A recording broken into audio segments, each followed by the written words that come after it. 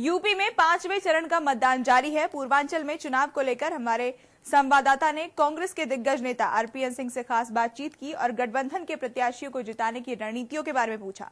आइए आपको सुनाते हैं क्या कुछ कहा आरपीएन सिंह ने। मैं आरपीएन सिंह साहब के साथ आपको बता दें कि कांग्रेस के दिग्गज नेता हैं और स्टार प्रचारक के तौर पर भी इनका नाम है और पूरे उत्तर प्रदेश में प्रचार करके आए हैं। अब पूर्वांचल की बारी है और कांग्रेस में अगर कोई कोर कमेटी की बातें होती है या फिर जब भी रणनीति की बात होती है तो आरपीएन सिंह साहब की भी बहुत ही महत्वपूर्ण भूमिका होती है। आज हम जानेंगे कि गठबंधन को लेकर कांग्रेस और समाजवादी पार्टी के जो गठबंधन हुआ है उस गठबंधन को लेकर कितना असर हुआ है। स्वागत है आपका। नहीं, मैं समझ सकता हूं। देखिए, गठबंधन के माध्यम से ये बिल्कुल स्पष्ट रूप से दिख रहा है उत्तर प्रदेश में कि पूर्ण बहुमत की सरकार इस गठबंधन की होने जा रही है। ये नहीं कि गठबंधन इसलिए हो रहा है कि गठबंधन सिर्फ है, क्योंकि एक सोच राहुल जी ने और जो अखिलेश जी ने उत्तर प्रदेश के लिए दी है कि उत्तर प्रदेश को विकसित करना है और विकास ही मुद्दा रहेगा। वो नौजवान के मुद्दे हों, किसानों के मुद्दे हों, भ्रष्टाचार के मुद्दे हों, गुंडागर्दी के मुद्दे हों, इन सब पर सरकार सहज रहेगी और इन सब मुद्दों पर लड़ाई लड़ने की बात ये सरकार कांग्रेस और सपा की करेगी। इस वक्त जो स्थिति है कांग्रेस के लिए स्थिति यह है कि जितने भी क्षेत्रीय पार्टी है राज्य में जिससे विचारधारा आपकी मिलती है, आप उससे गठबंधन कर रहे हैं। क्या ये फॉर्मेट हो जाएगा या फिर कुछ दिनों के लिए है?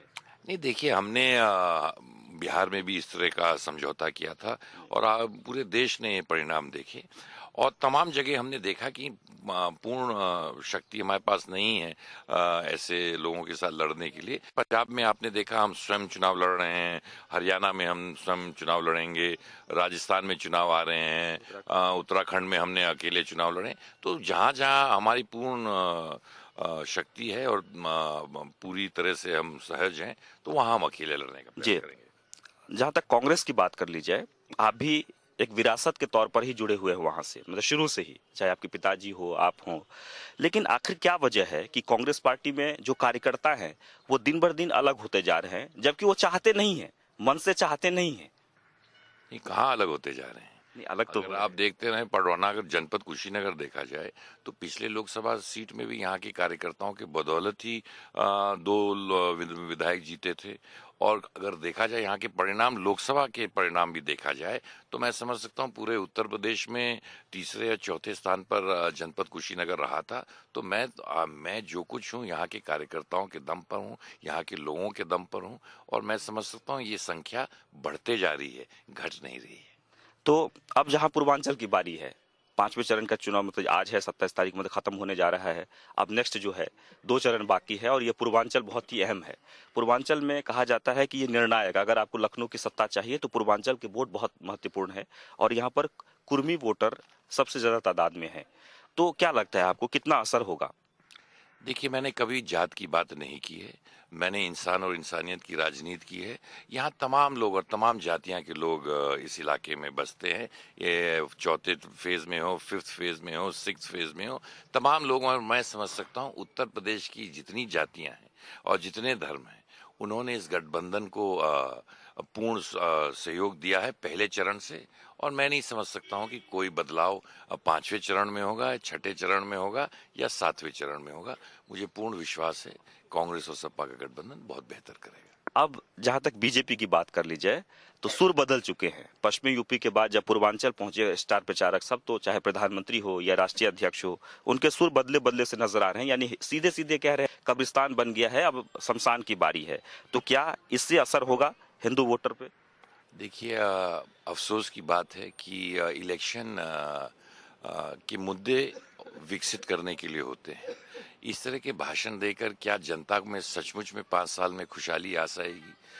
कसाब की बात अमित शाह जी ने कही, मैं समझ सकता हूँ शायद भूल गए हैं कि हमारी जब सरकार थी और जब मैं गृह राज्य मंत्री था तभी उसको फांसी दी गई थी। उसको कानूनी सजा कब पहले मिल गई थी, उसको कब सजा मिल गई थी? तो कसाब के बारे में बात करके वो क्या साबित करना चाहते हैं? कसाब को तो सरकार ने फांसी दे दी थी, आतंकवादी के नाम पर कोर्ट ने उसको दे कर दिया था और जो उसको सही सजा मिलनी थी वो दे दी गई।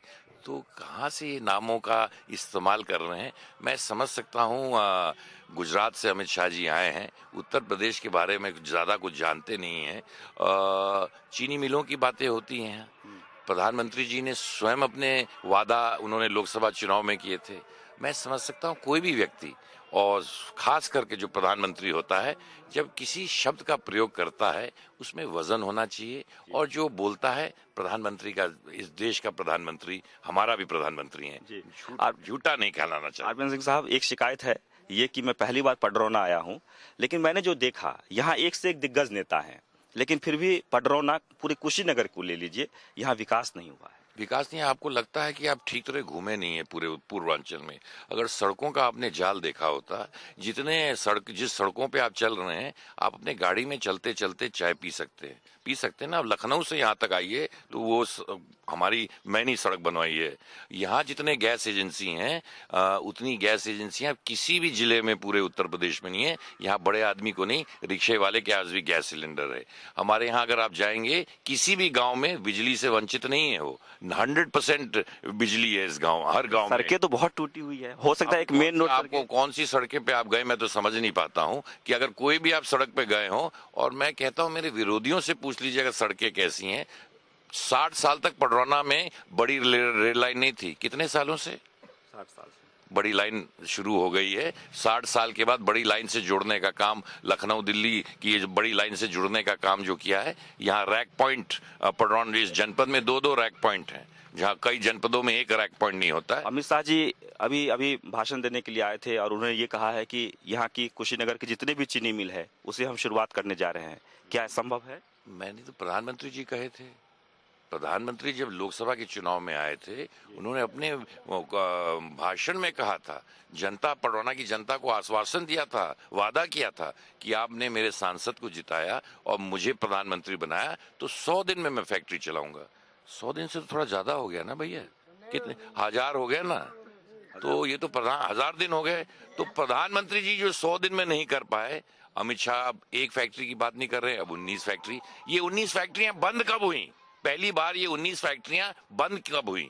जब काम करना चाहिए, जब जनता किसी को जिताती है तो अवश्य उस व्यक्ति को जनता के लिए काम करना चाहिए। अब आप बताइए, पडरौना, अगर कुशीनगर और पडरौना ले लिया जाए, भारतीय जनता पार्टी ने ऐसे उम्मीदवार को यहां से खड़ा किया है जो देवी देवताओं को ही गाली देता है, जिन्होंने जिस तरह के शब्दवाली देवी देवताओं के बारे में कहा है। मैं समझ सकता हूं इस तरह का किसी भी धर्म पर अटैक नहीं होना चाहिए। और उस आदमी को भारतीय जनता पार्टी टिकट दे देती है और हिंदुओं की बात करती है मंचों से, अमित शाह कसाब की बात करते हैं, शमशान घाट की बात करते हैं। ये तो हमारे देवी देवताओं को जिस शब्दवाली का इस्तेमाल किया है, मैं समझ सकता हूँ इससे खतरनाक और दर्दनाक बात हो ही नहीं सकती। चलिए, बहुत